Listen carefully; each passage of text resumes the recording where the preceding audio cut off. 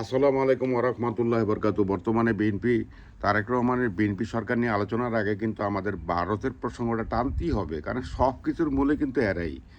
এই যে ভারতের যে নরেন্দ্র মোদীর দল বিজেপি আছে, এই বিজেপি ওই ভারতের যে 8টা সংস্থা আছে, আরএসএস এবং ইসকন, এই 3টা জিনিস কিন্তু একই সূত্রে গাঁথা। তাদের মূল কাজ হলো ষড়যন্ত্র।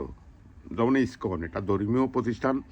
তাদের তাদের মূল কাজ হলো গোয়েন্দাগিরি করা এবং মুসলমানেরকে ধ্বংস করা এবং মুসলমানদের হত্যা করা।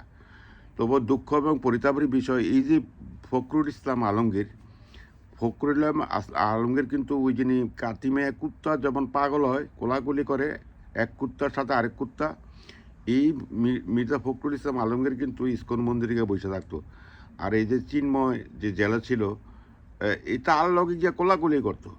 আল্লাহ বুঝেন মির্জা ফখরুল একজন দলের মহাসচিব, তার ব্যক্তিত্ব ঐতিহ্য কত নিচে, তার ভিতরে যেটা গোলামিতন্ত্র। কারণ সে তো নাস্তিক, কারণ বাংলাদেশে এটা স্বাভাবিক। যারা বাংলাদেশের নাস্তিক ইসলাম বিদ্বেষী, তারা প্রতিটা লোক হইল ভারতপ্রেমী। এটা হলো মূল ব্যাপার। যেমন শেখ হাসিনা ছিল, মুজিব ছিল, এটা তার বলার অপেক্ষা থাকে না। তো এই যে মূল ব্যাপারটাই এখন, এই যে মির্জা ফখরুল ইসলাম দলের সাথে জাতির সাথে বেইমানি করছে, তাকে আবার রাষ্ট্রপতি বানানো ভাই তারা করতেছে। আমাকে বলেন তো ভাই, একেবারে খাস দিলে বলেন, মন থেকে বলেন, কারণ আমরা তো বিবেককে মেরে লেছি বাংলাদেশের জাতি। এই মির্জা ফখরুল ইসলাম আলমগীর দেশের জন্য কি করছে, কি ভালো কিছু করছে, কি উদ্যোগ নিছে আমি তো দেখি না।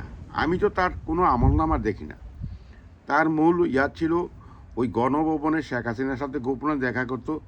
তার কাজ ছিল গোপনে শেখ হাসিনার থেকে অনুদান নিয়ে তার মেয়েকে লেখাপড়াতে পাঠাইছে তার অস্ট্রেলিয়া। এখন যদি অস্ট্রেলিয়া তার মেয়ের অ্যাকাউন্ট তদন্ত করা হয়, বাংলাদেশের সরকারিভাবে দেখা যাবে কত কোটি কোটি টাকা ওইখানে লেনদেন হয়েছে। এটা কি করে সম্ভব? একটা স্টুডেন্ট ওইখানে অস্ট্রেলিয়াতে বাড়ি কিনা। মির্জা ফখরুল ইসলাম আলমগীরের কী ব্যবসা আছে, কি আছে, সে এত টাকা কোত্থেকে পারলো? কীভাবে সম্ভব বাচ্চাকে অস্ট্রেলিয়া পাঠান? কীভাবে সম্ভব ওইখানে মেয়েকে বাড়ি কিনা দেওয়া? তো এই টোটাল ব্যাপারটা অ্যাকচুয়ালি মূলত তো বাংলাদেশে কোনো বিচার ব্যবস্থাই নেই 1971 সাল থেকে। কারণটা কি?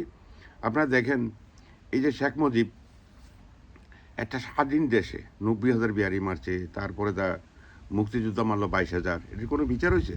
বিচার নাই।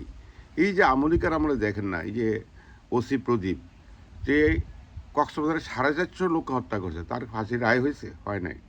তনু হত্যার বিচার হয়েছে? হয় নাই। শাপলা চত্বরের বিচার কোনো হয়েছে? হয় নাই। বিডিয়া হত্যার কোনো বিচার হয়েছে? হয় নাই।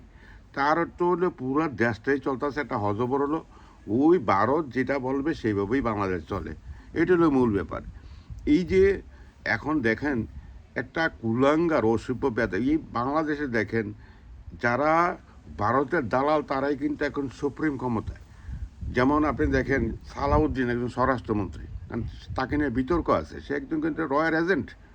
তারপরে দেখেন এই যে আমির খসরু চৌধুরী, সে অর্থমন্ত্রী নাকি বাণিজ্যমন্ত্রী, যেটি হোক, সে একটা ক্ষমতায় আছে। তারপরে আরক দালাল যারা মোস্তাকুর রহমান, বাংলাদেশের ব্যাংকের যে গভর্নর, এও কিন্তু ভারতের দালাল। ঠিক আছে? তো টোটাল বাংলাদেশে মেইন ওই আরেকজন আছে জ্বালানি মন্ত্রী, এটাও তো একটা পাওয়ারফুল পোস্ট। সেটা হলো ইকবাল হাসান ইকবাল হাসান মাহমুদ টুকু। সেও কিন্তু ওই যে শেখ পরিবারের আত্মীয়, শেখ সেলিমের ব্যয়। আবার সে কিন্তু একসময় রক্ষী বাহিনীতে চাকরি করতো, শেখ কামালের বডিগার্ড ছিল। তো এই হলো টোটাল ব্যাপারটা। আপনারা যদি চিন্তা ভাবনা করেন, আবার এই পার্থ দেখেন, পার্থ তো শেখ পরিবারের লোক, আত্মীয় শেখ পরিবারের লোক, এবং নুরা পাগলা রাশেদ, এই টোটাল দলটাই নামে মাত্র বিএনপি, কিন্তু মূলত হইলো এরা হলো ভারতের এজেন্ট, ভারতের দালাল, আমলিকের দালাল। তো সুতরাং এই সরকার যে কোনো কিছু করবে এটা কোনো দিনই সম্ভব না। কারণ এই প্রতিটা এই যে যাদের নাম বললাম, এদের কিন্তু প্রতিটা লোকেরই গোপনাঙ্গের ভিডিও কিন্তু ভারতের হাতে আমলিক নেতা করতে। তো এরা যে আমলিকের বিরুদ্ধে যাবে, আমলিকের বিচার করবে, এটা কোনো দিনই সম্ভব না, কোনো দিনই সম্ভব না। কারণ তাদের গোপনাঙ্গের ভিডিও জায়গায় জায়গায় আছে, যে ফখরুল্লাহ আছে, শ্রীলং সালাউদ্দিন আছে, আমির খসরুরা আছে।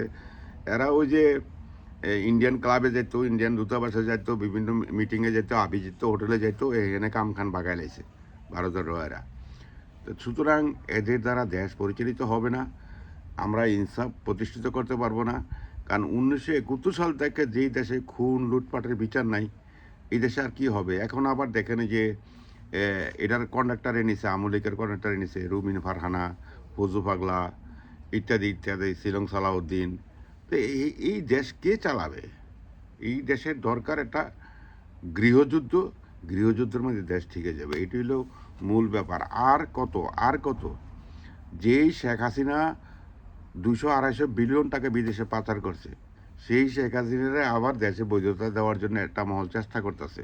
তো সুতরাং রুমিন ফারহানা, ফজু পাগলা, শিলং সালাউদ্দিন, মির্জা ফখরুল ইসলাম আলমগীর এরা চেষ্টা করবে এই ফেসিস্ট হিন্দুস্তানি আওয়ামী লীগের বাংলাদেশে পুনর্বাসন করার জন্য, কিন্তু একটা গৃহযুদ্ধ শুরু হয়ে যাবে। কারণ ওই আগের দিন নাই, 900 দিয়ে বুঝাবে। এখন জাগ্রত জনতা, ইনসামপন্থীরা দেশটাকে ভালোবাসে। এই দেশ আমার, মাটি আমার, ধর্ম আমার।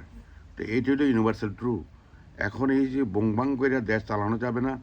এই যে মির্জা ফখরুল ইসলাম আলমগীর দেখেন, সে ওই যে কার্তিক মাসে কুত্তা যখন পারাবারি করে, যেমনে ভালোবাসা করে, এই কাতিমে কুত্তার মতন মির্জা ফখরুল ইসলাম আলমগীর এই যে ইসকন মন্দিরে যারা মুসলমান বাংলাদেশের চিরশত্রু, এদের সাথে গিয়ে কোলাকুলি করতো কুত্তার মতন।